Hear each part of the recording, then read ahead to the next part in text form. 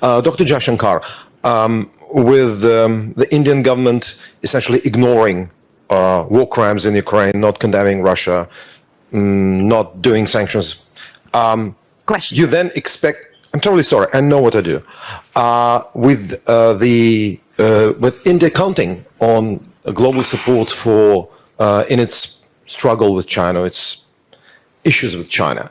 How do you think you'll be trusted by others after that? Why do you think anyone will help Delhi after you didn't help others over Ukraine? Thank you.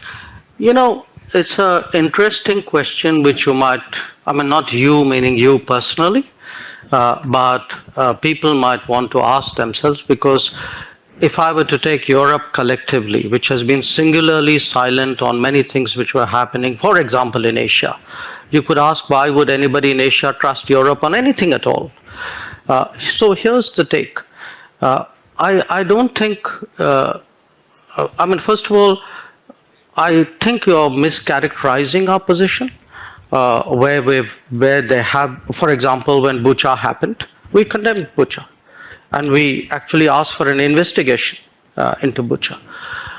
In terms of what is happening with the Ukraine conflict, our position is very clearly that we favor an immediate cessation of hostilities. It's not that we've ignored it, unless you call phone calls to Putin and Zelensky as ignoring something. So first, I would urge you to get the factual position accurately. Secondly, in terms of the connection you are making, look, you know, we have a difficult relationship with China. We're perfectly capable of managing it. It's if I get global understanding and support, obviously it is of help to me.